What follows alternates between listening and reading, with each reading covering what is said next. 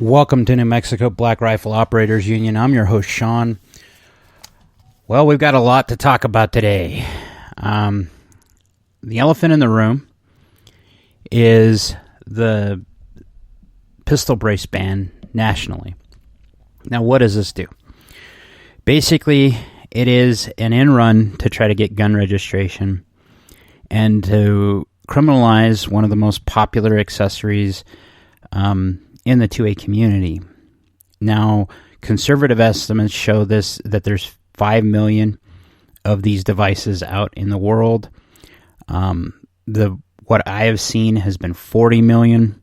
If you think about how long they've been out, I would say it's probably closer to 40 million, especially if you're in the 2A community and you've seen yourself and your friends buy these devices. I don't know very many people that don't have these devices. I won't list names because, well, the government can go,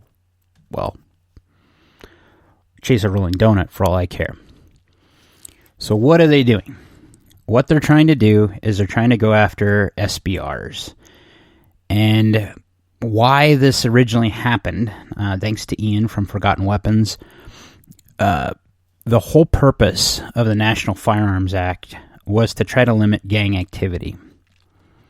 And back in the gap, the two guns that were the most influential in gun, in the gangster world, think of like mobsters in the 30s and the 20s, were machine guns and pistols. Well, they couldn't outright ban pistols, so they went after short-barreled rifles. And in reality, it's a stupid law that is in the ATF's rule book. I wouldn't even call it a law. I'd call it a rule in their rule book. And what it means is that you can't have a rifle that is or a shotgun, under 16 inches. Now, why did they choose such an arbitrary number?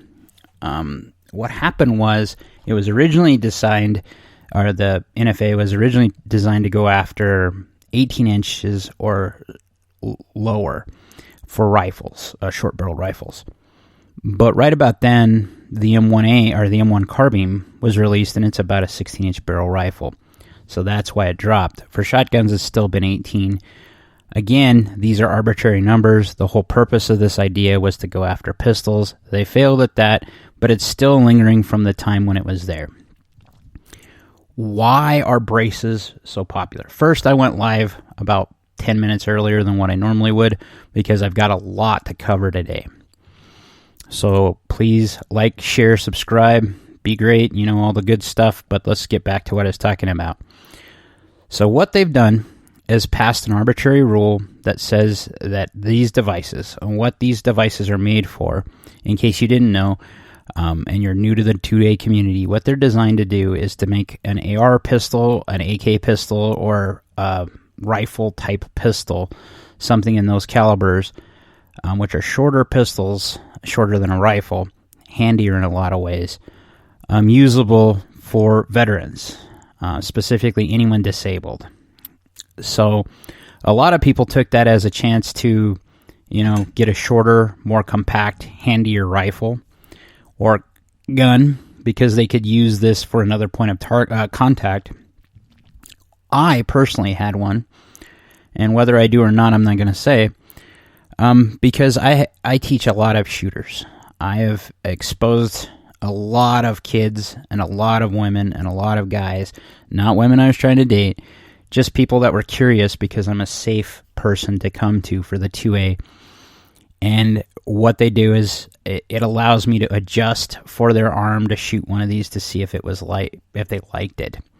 Now, whether you shoulder it or not, I don't really care. This, to me, is a stupid law, a stupid rule, and the libertarian part of me, or the ANCAP in me, really, really hates the government would even try to do this. More insidious about this, the most scary thing about this, is that this is a backdoor way to do registration. Because what they've allowed you to do is they're waiving the $200 tax stamp. The whole purpose of the $200 tax stamp was to make this prohibitively cost expensive back in the day when the NFA first came out. There is no provision for them to increase that tax. I think they'll figure out a way to get around that eventually.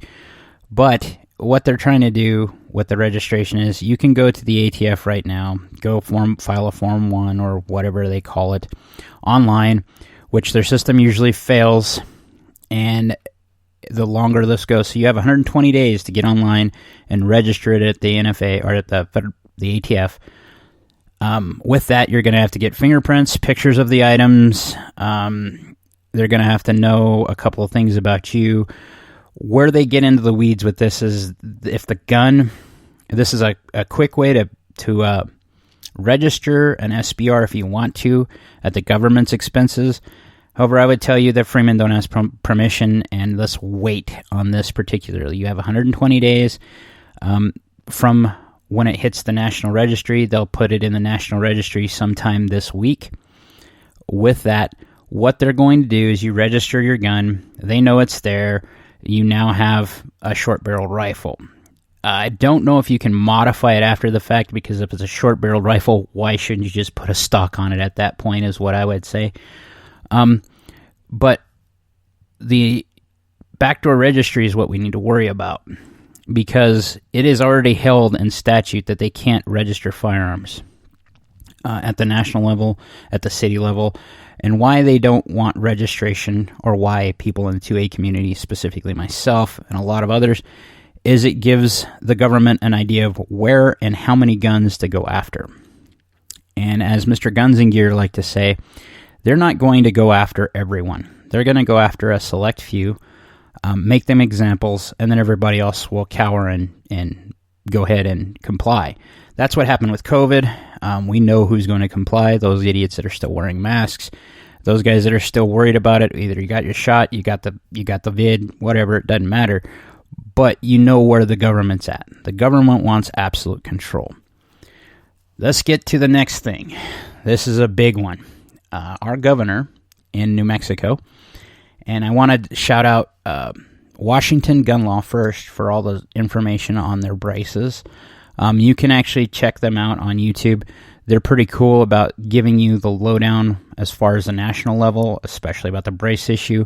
They are lawyers, so that the advice they're giving you is kind of legal advice. Even he is saying, give it a minute, let's see what kind of pushback they get. Now, he also is the one that predicted that they would release this the Friday before SHOT Show, or before today, which makes sense because at SHOT Show they would get the biggest pushback. Well, now they're going to get even more pushback. And organizations like FPC, Firearms Policy Coalition, as well as GOA, Gun Owners of America, that is, they're already going after it. The NRA will eventually too, because the other two are doing it. I would trust the other two before I'd trust the NRA any day of the week. So let's get to what is really concerning for us in New Mexico and why I started the New Mexico Black Rifle Operators Union way back in the gap.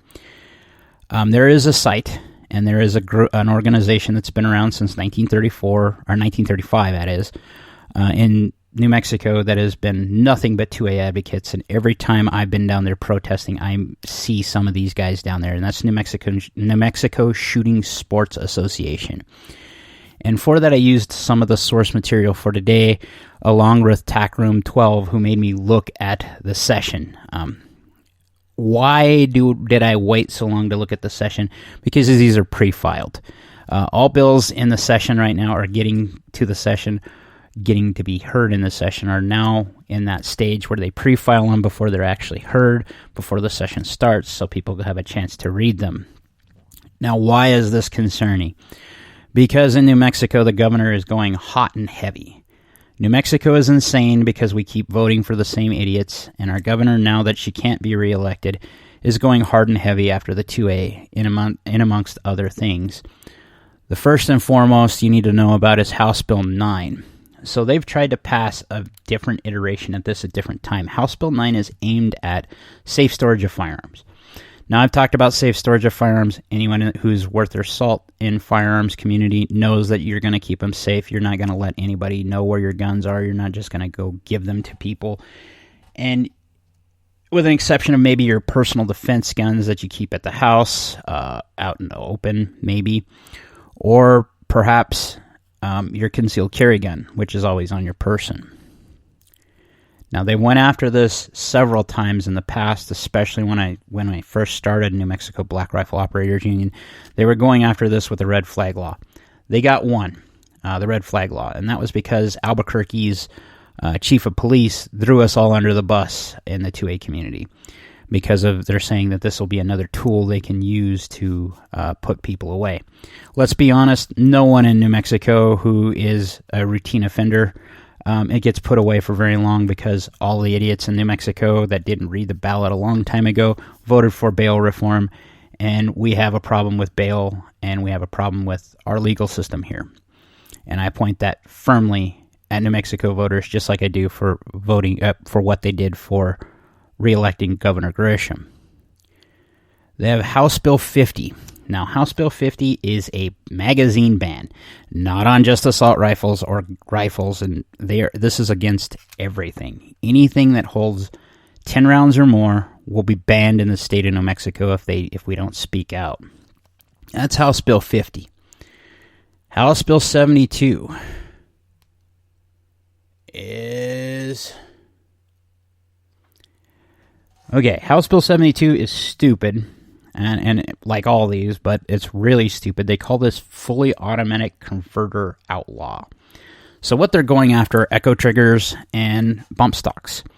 At the federal level, they've already given us a case statute that we can go against this and fight it after they pass it, if they pass it. So what they're going after are bump stocks.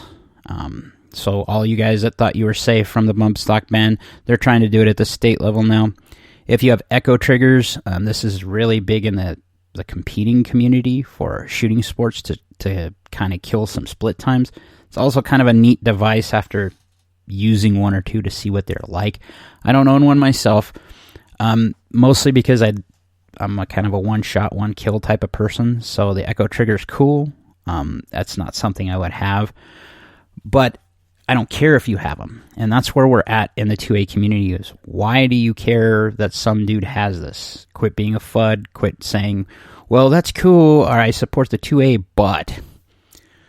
So after House Bill 72 is House Bill 100. Okay. This is a 14-day Brady Bill style delay of purchasing a firearm. Now, New Mexico has had this in the past for, I don't remember if it was just pistols or rifles, but we've had it in the past. They're trying to reinstate it. The idea is to give you a cooling off period before you exercise your Second Amendment rights. Now, gun rights advocates, including myself, have a problem with this for a number of reasons. The first and foremost is New Mexico has one of the biggest problems in the country with domestic violence, and I would hate to see someone get hurt when they could defend themselves with the ultimate tool to defend themselves. The biggie, the one that is the deal closer, the shot caller, the one that we need to watch out and we need to get very active, call your reps at the state level and at the national level, is House Bill 101. What is House Bill 101? House Bill 101 has been filed to ban all semi-automatic firearms, period. That's it. Whether it's a pistol or a rifle, if you read the actual law, it looks like they're coming after all semi-automatic firearms, anything with a detachable magazine. Okay? In addition to a set list of people that they're going after. Why am I concerned? Because there are so many of these right now that one of these and one of our turncoats will obviously go after this and say, well, we have to do something because we have to give something up for this. No, you don't. This is the stupidest thing that's possible. And with as many of those people like Moms Demand Action that go down there and get heard, like I tried to get heard, and they gave me, I think, a minute or 30 seconds to get off my chest what I needed to. The whole time they were busy looking at their cell phones, and it wasn't until I mentioned that I had to deal with the blowback from Aztec shooting that made them all look up from their cell phones. So our politicians in New Mexico specifically are very checked out, and they will do whatever the governor or whatever the party says. This is where we need to be very vigilant and watch out for our communist in sheep and wolf's clothing, so to speak, or wolf in sheep's clothing, who are amongst us, who are like the FUDs that say, well, do you really need that to hunt? The Second Amendment has never been about hunting, ever. It's been about defense, and it's been about defending the American people against tyranny. So New Mexico is unique in that we live in the Southwest. The Southwest is, no, we still got bears, mountain lions, wolves, in addition to all the two-legged creatures that are out there doing stupid stuff like in Albuquerque. In my small town in northwest New Mexico, just this weekend we had 3 different incidents with shootings where they were collecting brass and talking about what happened after the fact. This goes very to the heart of the matter. Our biggest problem isn't the gun. That's what they keep trying to fight. It is a social contagion, a mental health issue that no one's addressing. And after 70 plus years of Democratic rule in New Mexico, you would think we would learn, after being last in education in the country, still living under lockdown or emergency orders, with any day the government can push that back on you. Remember when the state sent their Gestapo out, when the governor specifically sent their Gestapo out to shut down your business because it wasn't essential? Remember how the sheriffs and the cops in the area laid down and said, no, we don't want to do that. This is scary and we need to comply. Now, I am holding feet to the fire because I think my sheriff in San Juan County is one of the best on planet Earth. And yeah, he had other fish to fry. But damn it, you knew better. You let these bastards come in the area. They screwed up the government, screwed up businesses. They oppressed us. And you're supposed to be the safety check against that. So yes, I'm a little ticked off at my law enforcement buddies. This was also the complete disillusionment I had of Back the Blue. Because what they will do is they will come after you, one way or another. They're just following orders. And there isn't a one of them that has spoken up and said that, yes, we're here to defend you. Well, put your money where your mouth is, because now is where it needs to happen. You came out and you gave out all the stuff and made us a 2A sanctuary city and a 2A sanctuary county. Now you need to start looking very heavily at yourself in the mirror and see if you're going to comply when they come for bigger, badder fish. Specifically, when they come for your citizens who say, no, enough's enough. I'm not doing it. Are you going to let the federal agents in like you did the state PD in so that they can come after people's firearms? This is a serious question. There is a time and a place where you need to think about where is that line you're not willing to cross. My line ended a long time ago when some idiot came to one of my campuses that I was in charge of at the time. In charge of the tech for the time. And he decided to shoot at little kids. From that point on, I started realizing that I was a canned tuna. And my time in the district started kicking off then. And what finally started pushing me in the direction that I need to leave is that doesn't matter what you feel, doesn't matter how much support you have from administration, unless someone's willing to put it on the line and tell the state, no, they get what they want. And in New Mexico, with this many bills on the books right now that they're trying to go after you for, that they're trying to pass, this says that they now see the American people, the New Mexicans in the United States the New Mexicans that own firearms, as the enemy, as the problem. We aren't the problem. We've never been the problem. The problem is the crime that you're willing to let happen when you let people back out on the streets. You can legalize marijuana. I don't see that as being a crime problem. I see the fentanyl coming up here being the crime problem. I see the entry-level stuff into criminal possession of such items, the prohibition of such items, that leads to people going into the system and never being able to get out. And this is a huge problem. And the only way we address this is with addressing the problem, not trying to go after the easy solution. The easy solution is always just ban it. They don't need it. Well, it isn't up to you to ban. This argument was settled a long time ago when they said shall not be infringed. When New Mexico joined the Union and took the Constitution of the United States, and they ratified it along with our Constitution, it is now incumbent upon our people we elect to protect the American people and New Mexicans specifically. Those of you in Santa Fe, Albuquerque, or Las Cruces and the Rio Grande corridor seem to have the population to pass laws. Wake the hell up. You guys keep voting for the same crap. You don't have anyone of character, and you're okay with that. Yeah, I'm a little pissed. And yeah, I'm trying to hold my elected officials in Northwest New Mexico a little more accountable. Why? Because I know they're better than this. I know they hate this stuff. And I understand the politics they have to do to maintain their funding and everything. But there's got to be a line you draw in the sand and say, no more. Where is yours? I hit mine a long time ago. And whether it's the federal government or the state government or the city government, I'm done. They're trying to go after rights that were enshrined in our national constitution, that were those people that are coming to get your item, whatever it is. They swore an oath to protect and defend the Constitution of the United States.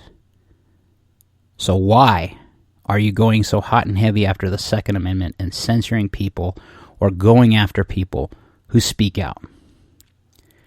Now, I may not become a popular person, and I'm sure this is going to piss off a lot of people to those that actually share this and get it out.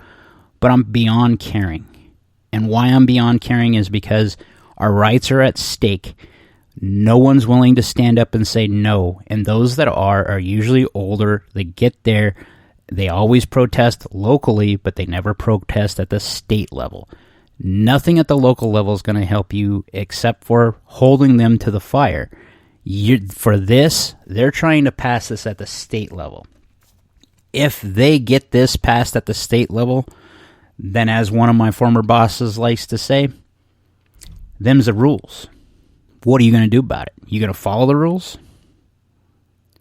You know, anyone who follows the rules, and only the rules, never makes history, never improves things, because they're okay with status quo. The 2A was here. You know, when Colion Noir brings up New Mexico's draconian proposed magazine ban, that should set you up, because the man is a national figure, even though he lives in Texas. And for him to say, hey, this is happening in New Mexico, it's prime example of why New Mexico needs to fix itself, and we need to get past the Dem or the R, Republican, blue no matter who, red no matter who, and get people, New Mexicans in there that we can trust. Like, share, subscribe. Be great.